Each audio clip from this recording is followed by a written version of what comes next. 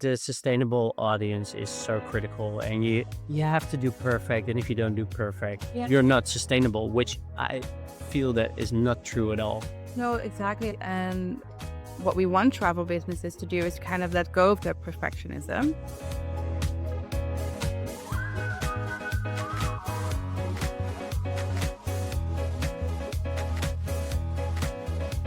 Welcome to season 2 of Sustainable Today, Successful Tomorrow, where we explore real-world sustainable tourism stories that actually work.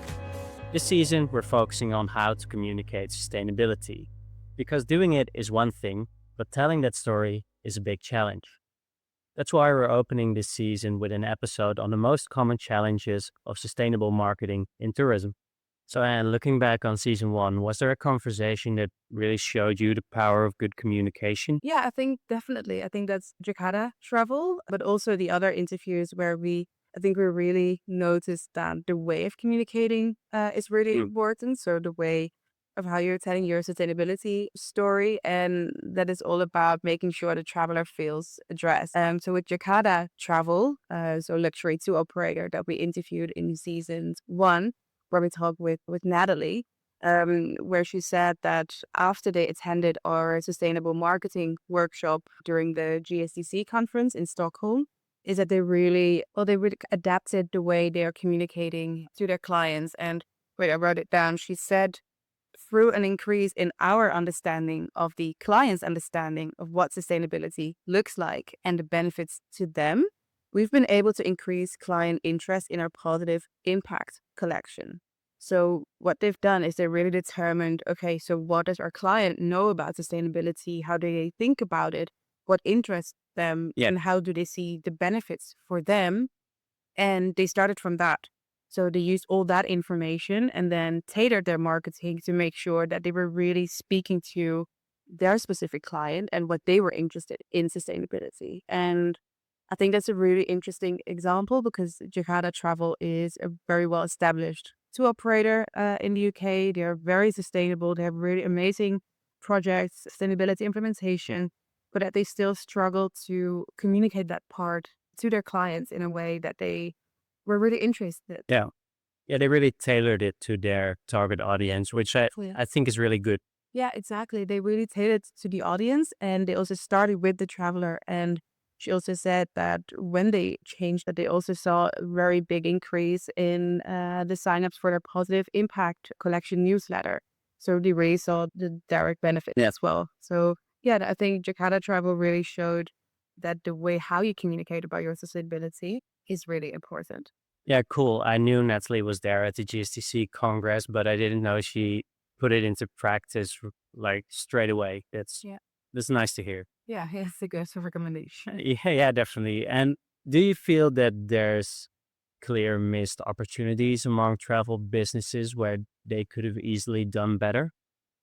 I don't really think it's a missed opportunity rather than more of the realization that it's all about, well, tailoring your communication to the client. And I'm not sure travel businesses understand how important that is. Communicating sustainability is not about just thinking about what do we do about in terms of sustainability and how can we share as much of that as possible.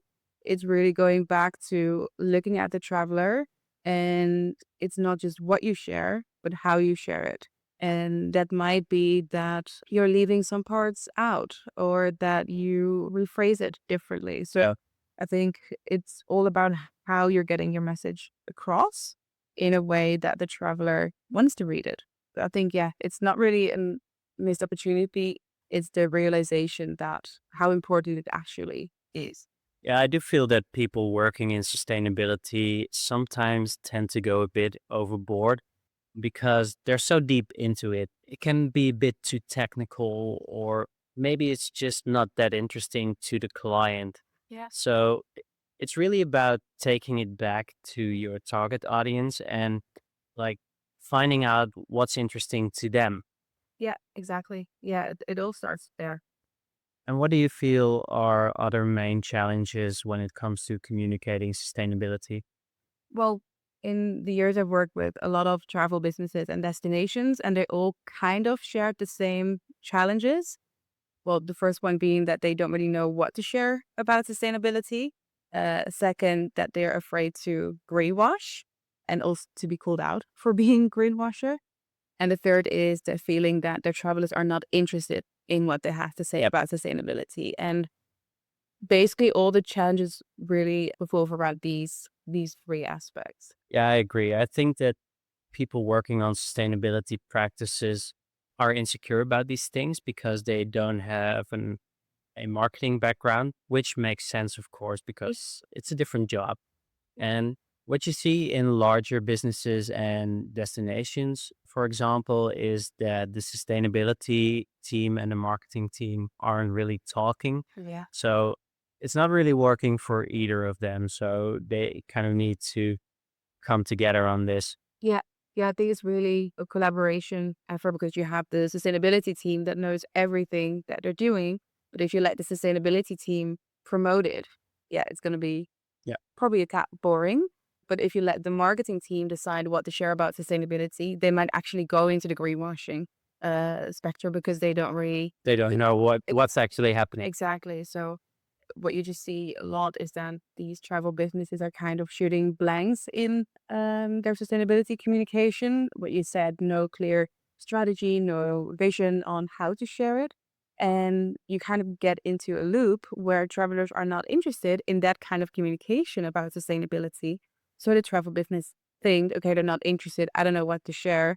And you stay there. So I think it's really important to break that cycle. Yeah.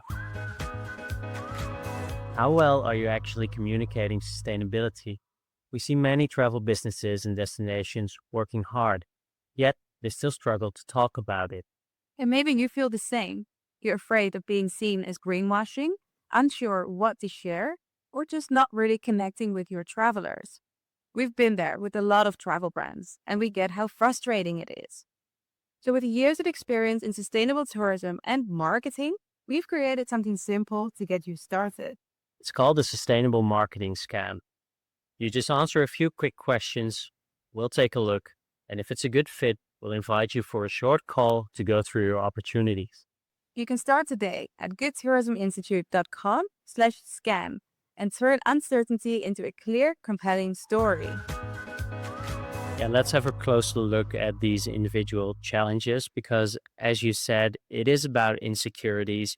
And I think once we address those, it can really open doors to better communication. Yeah, absolutely. So, a few years back, when we were researching our sustainable marketing program, we broke down the main challenges that we saw in travel businesses and destinations. And you've already mentioned them, but I'd like to go into them individually. So, let's start with number one, which is not knowing what to share about sustainability. Why do you feel this is a main challenge? I think it all has to do with the concept of sustainability that is very broad, very complex, and has a lot of different definitions. And I feel that a lot of travel businesses and destinations like tourism boards kind of struggle to identify which exact elements of their sustainability practices to share. Like, are you talking about your environmental impact, about your social impact, how do you work with communities? Like, I think they're really just not sure what's interesting, what do they want to share about what, and also like how in depth are you going Yeah. with what you share. And I think because there is this broad definition, travelers also have a different understanding of what sustainability means. And then there's kind of this mismatch or yeah, mismatch in expectations versus communication where yeah, the travel is expecting to read something about sustainability that the destination or the travel business is not really delivering. You really need an understanding, like a good understanding of your target audience. Yeah, exactly. Yeah, again, we're back to what does your traveler want Yes. to know about sustainability or to read about what you're doing. So as soon as you pinpointed that, I guess you're kind of overcoming this challenge right away Yeah. because then you know exactly what to share. And do you feel that businesses underestimate how technical the jargon can be for travelers? Yeah, I think so. And it's not just a jargon, but it's really just sharing a lot of data, a lot of information and vague buzzwords. like travel sustainable with us, or if you do this trip, you create positive impact. Like, what does it even mean? And I think it's really difficult for travel businesses to really determine, okay, what is actual credible information and what is easy to Yeah, understand. I think most people just don't really know where to start. No, and I think also what you said about the technical part, like what I said before, it's not only about what you do in terms of sustainability, because for example, if you've written a 2024 impact report, for example, where you share about all the things you've done a previous year, where you created actual impact, you have all the data, you have everything there, Yeah, everything checks out. But if it's a 100-page document, who's going to read it? yeah. So I think it's really about the transition of making that data or that information more accessible, more visible, and to communicate it in a way that the person you want it to read, so the traveler, is actually interested in Yeah. reading it or listening to it or watching it. Yeah, it's about making it practical and easy to take in. Yeah. And a 100-page impact report isn't going to win anyone over. Well, maybe a B2B partner. Then again, it's a different audience. So I think it starts there. If you don't know what to share, just think about, okay, who am I writing this for? Yeah. And what do they want to read? Well, I'm pretty sure if you go overboard, nobody's going to read it, which actually reminds me of a story that I've told 100 times about my favorite university professor. And what he did was he set a maximum number of words on his assignments. And when you went over just one word, he'd hand it back to you and said, too long, didn't read. And every time that we are coming up with a proposal or a presentation or whatever, it's one of the first things I point out that if it's too long or too technical, nobody's going to read it. Well, we've had this conversation before. It's like I always feel that you are a bit too concise in what you propose or what you write, and I'm kind of more lengthy text. So it's always about finding the middle way, I would say, because you do want to share enough information. We have different jobs, so I mean, I think we are complementary in that sense. That's exactly what travel businesses should do, is to have their marketing and their sustainability teams work together and talk, because yeah, this is exactly what's happening. Like, you want to share different things than I would. So I think it's really a collaboration. And how do you think, like from your marketing perspective, from your experience, what would be a good example of sharing sustainability in a way that really connects emotionally with travelers or with the people that you wanted to read? That's an easy one. Storytelling. It's all about storytelling. And for example, the story I just told about my professor, I'm pretty sure it annoys you because I've told you like 100 times before, but I remember it. you remember it and you won't remember facts and figures, but stories connect emotionally. So storytelling is absolutely the way to go. Yeah, yeah, that's very true. It's also that with a story, if even if you want to tell someone else and you want to repeat the story, even if you don't remember everything word by word, you most likely grasp the core of the message. Yeah. You can kind of fill in the blanks, but with data, you can't really do that. You can't. We can, but it's difficult to really repeat the story or to. Well, data needs a story behind it Mm. to kind of come across. Yeah, that's true. So stories, yeah, I think that's the key. Yeah, but you do need data to back up your stories, especially in sustainability, because you don't want to be making false claims. So stories are a way to get your point across, but you do need the data to back it up. Yeah. Let's move on to challenge two, which is the fear of coming across as greenwashing. And to me, this one is firstly about missed opportunities. And secondly, it's about another big point, which is the EU bringing in these directives, maybe canceling them, who knows. But aside from losing customer trust, you can now also face legal consequences. Yeah, and I do think it's a good thing. We see a lot of greenwashing throughout the travel industry. Like, there's so many businesses that fluff up everything they Yeah. do. They claim to be carbon neutral when they planted one tree.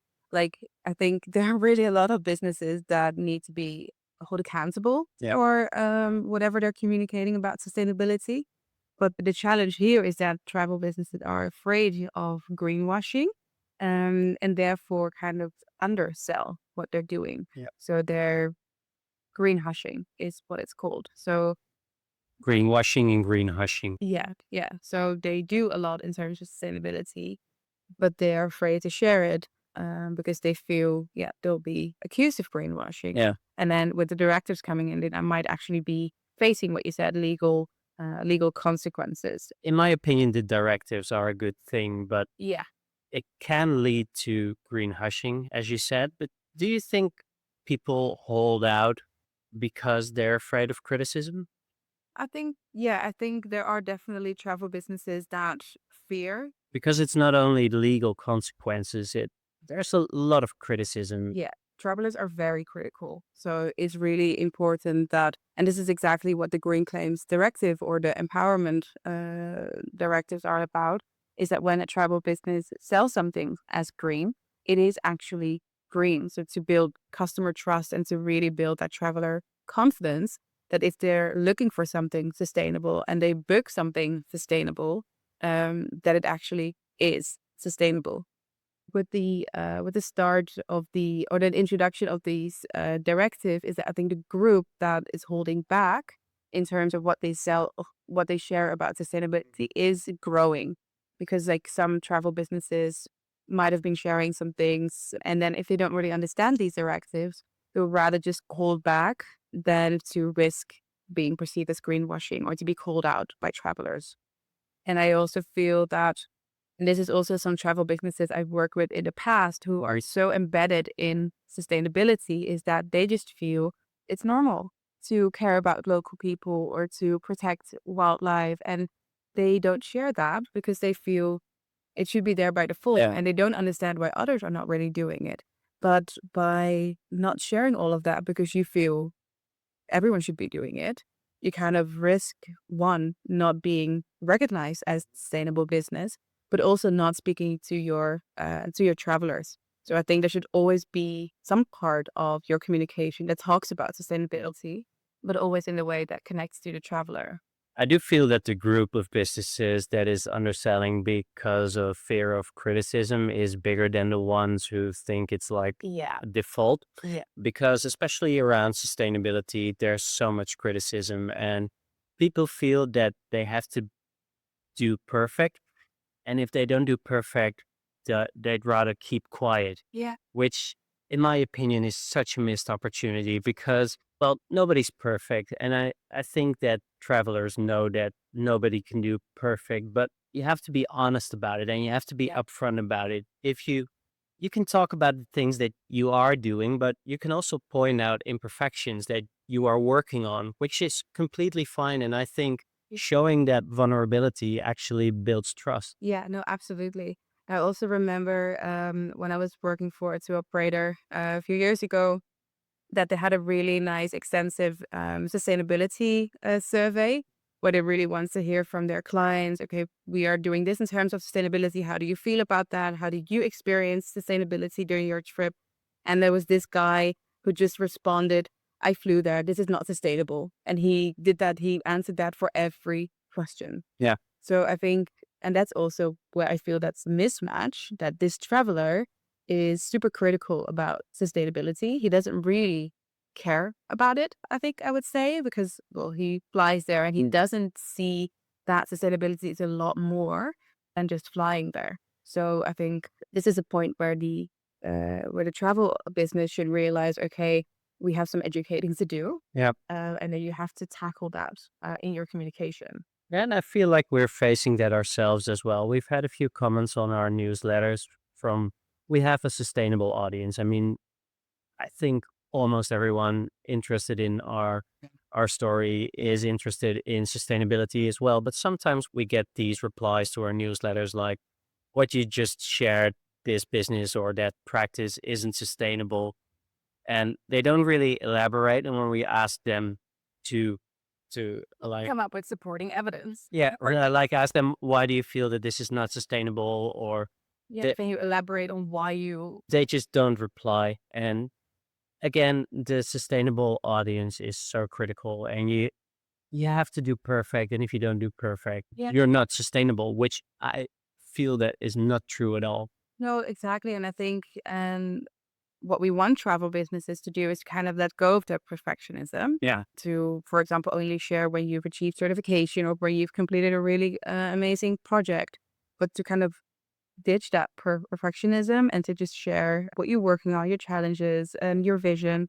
But like these people, these critical people make Yeah. it very difficult because you will face criticism if you're not only sharing achievements. Because you see that on social media that when people share achievements, especially on LinkedIn, people celebrate it. Yeah. But if you share challenges or you share something that went wrong, you face a lot of criticism Yeah. and people will think they can do it better. And I think Well, see, media is the same everywhere. But also sustainability, like sustainable development is not, there is no end goal. no, Like it's a continuous cycle of improvement of development, and even travel businesses that achieved a certification are not done no, in definitely. terms of being more sustainable. Yeah. So if you only want to share your like high achievements, what can you share? Like Yeah. there's always something that you can improve. So I think it's really important to be transparent Yeah. about that. Absolutely. Yeah. Let's move on to challenge number 3, which is feeling that travelers aren't interested. And I guess they're not wrong because travelers have showed time upon time that sustainability is not a priority when booking or traveling. Yes, true. But at the same time, I feel travelers have also proven to be interested in a more sustainable experience. So, sustainability is not a priority when they book, but at the same time, they are interested in sustainable elements, Yeah. such as slow travel or getting off the beaten track or having genuine connections with local communities, which are all aspects of sustainable tourism, Yeah. but where travelers might not always link that as being sustainable, because there is still a group of travelers that feel sustainable tourism is only walking with zip off trousers, a backpack, and sandals. Then we all know them. We all know them, but I mean, there is so much more in sustainable tourism. And well, coming back to Jakarta travel, that's a whole different way of Yeah. sustainable tourism. Bywave is a different way of sustainable tourism, traveling by train. There's so many different ways of looking at sustainability. Yeah. Yeah. But in the end, it's all about, okay, who is my audience and how am I selling sustainability Yeah. to them? It's packaging the sustainable experience in a way that they will see the benefits for them, for their experience. And when they think like, okay, this is what I want to do. So it's back on the experience that they're booking. But as a travel business, it's your responsibility to make sure it's sustainable and that you sell it well in a way that they would love to go on the trip. Yeah, I completely agree. And I'd actually like to share a little sneak peek of the upcoming season because while recording this, we've already done some of our interviews. And you've actually interviewed Thomas Power from Pura Aventura. Yeah. And he had something quite interesting to say, which I'd like to quote him on. Well, I think he was actually quoting someone else, but Probably, yeah. I'll repeat what he said, which was interesting. He said, sustainability by design, don't sell it. Nobody's buying it. Nobody ever asked Mercedes for an airbag. They're just getting it. And I'm not sure I 100% agree, but I do feel he has a point. I think he makes a very valid point because, and I really agree, because sustainability, in how I see it, should be the default in any travel experience, and it should be communicated just as essential as an airbag is. And we should get to a point where nobody's buying a car anymore without an airbag. Exactly. So sustainability should be the default, but at the same time, you should communicate about it. But I think, of course, Mercedes is doing the same, where they explain how the airbag works and why it's so important to have it. Yeah, but it's not a unique selling point. It's no longer a unique selling point, but I guess it used to be. I don't know. We're too young for that. Well, I'm assuming that, well, there's one car brand that came up with it. So it used to be a unique selling point, and then all the other cars manufacturers saw, okay, that is something we should have. And I'm really hoping that's the way for sustainable tourism. Well, I I guess legislation came into place eventually, but I'm probably sure it started off like that. Yeah, but that's also, I think that's a great start. What the EU is doing is that they are working towards at least communicating about it. And well, hopefully in the future, they're doing the same with with other products that need a specific energy label, for example, that in the future you can only sell travel packages if you are certified or if you meet certain standards. So I do think that's definitely part of the future of sustainable tourism. Yeah. Um, Yeah, hopefully. But Hopefully. for now, don't expect more bookings just because you're saying you're sustainable. No, but packaging it correctly in a way that appeals to your travelers will get you an Yeah. increase in interest, like what Jakarta Travel said, how that worked Yeah. for them. But it's not an automatic consequence. No. That said, whenever you do mention sustainability literally, customers are going to be skeptical simply because there's so much greenwashing going on. Yeah, But yeah. I don't think the skepticism is bad because it keeps businesses honest. Do you feel that the skepticism is a barrier or more of an opportunity? Well, I think it's both because what you said earlier is like how we sometimes receive a lot of skepticism on the stories that we share or the way that we do things. I mean, sometimes it's just kind of, well, bullying is a wrong word because it's not really bullying, but when there's no constructive feedback, w- Yeah. what can you do about it? I do think that if there would be constructive feedback, that you can actually think about, okay, why are they so skeptical? And how can I change my communication or how can I elaborate on certain aspects to kind of overturn that? So then again, it comes back to creative marketing. And again, think about, okay, what is my audience saying? If they're really skeptical about a certain aspect, okay, what can you do to kind of take away that skepticism? So I think it's both because a lot of skepticism and criticism is annoying. Yeah, I agree. It's easy to talk from the sidelines. Yeah. But like you said, I do feel that sustainable marketing is mostly about creativity. And you have to be careful with creativity because creative accounting, that's when it becomes greenwashing. True. I think, well, it's different in marketing, like creativity in terms of coming up with new ideas you Yeah, have a lot of more freedom in marketing than you have in accounting. I'm not sure I agree because in marketing, you can phrase things to be true, but it can become greenwashing quite easily. Yes, but when I think about creativity, it's more about how you design it, how you visualize certain aspects. And Yeah, it's about copywriting as well. I think copy might be the most important thing here, actually, why do you say that? because it's about the words you use to make it true or not. Yeah, of course. Then you have the rules regarding greenwashing. Yeah, But I do think like overall in marketing, there are a lot less rules. of course, there's less legislation, of course. Yeah, okay, Okay. it's good. So we've talked about the common challenges and how to tackle them, but it really comes down to how information is presented. And we've already said that sustainable marketing isn't about selling sustainability, it's about showing how sustainability can make an experience richer or better or more meaningful. Yeah. And that said, I'd like to share a few key tips. And the first one is talk about sustainability without talking about sustainability, Yeah. which has become my personal mantra by now. Next, be transparent and practical just by start writing things down that you're doing. Just very practical and very transparently write it down. Yeah, very tangible Yeah. examples. Yeah.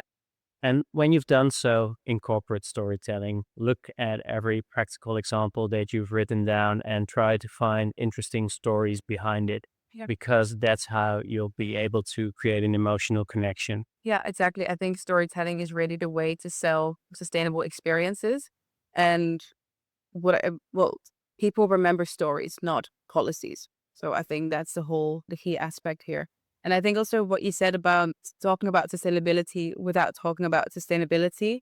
I ended up on a website from a Costa Rican tour operator that was highlighting spotting wildlife on quiet electrical boats rather than talking about their carbon Yeah. emissions. And I think that's a really great example to kind of highlight, because everyone will see electrical boats, will think that is carbon free.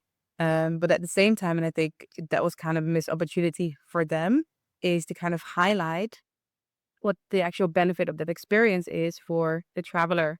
So, for example, that they share, like, come with us on our electrical boats, no sounds disturbing you, just the magical, slow.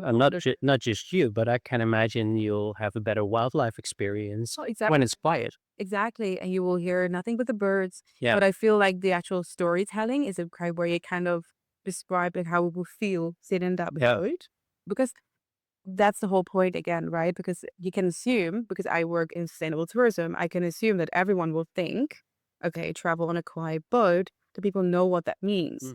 They might not know what that means. So you have to elaborate on that and to really highlight again the benefits for the exact early traveler to be in a super quiet environment on the water with just the sound of birds. Yeah.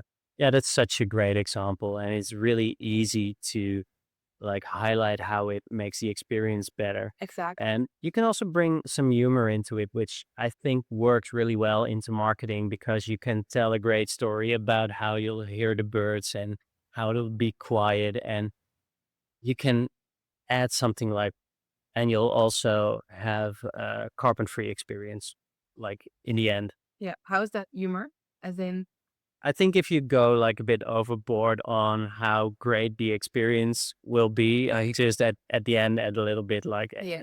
this is also Yeah. about carbon. Yeah. Yeah. No, I think that's a really good point because I do think that even though we say don't talking about sustainability, you do have to address it somehow. Yeah. But just you can't say this is a sustainable experience, let's book it. But there's a lot more to it, which I think we've covered today. But yeah, no, missed opportunity to include storytelling. But the way they highlighted it was a really great start. Completely agree. Unfortunately, it's time to wrap up again already. And I have to say, I'm really excited for season 2. And we already mentioned that we've had some interviews already. So I'd like to mention that we've interviewed Thomas Power from Pura Aventura, who will be talking about how to integrate personal connections into travel. Yeah. And we've also sat down with Paul Conroy from Byway, Yeah. who offer flight-free travel. And he had some really interesting things to say about that. So I'm really excited for season 2. We already have some more guests lined up, which we can't talk about too much yet. So keep posted for that. I do really feel that we're raising the bar this season. Yeah, and I'm very excited about sharing everything we've worked on. Thank you so much for listening, and we would also love to hear from you. So share your thoughts on what your main sustainable marketing challenges are. So for now, stay tuned for our next week's episode where we talk about slow travel and where we have some insights from Paul Conroy from Byway Travel. And if you like this episode, like and share, and also subscribe to not miss any future episodes. Thank you for listening, and we hope to see you next time. Bye. Bye.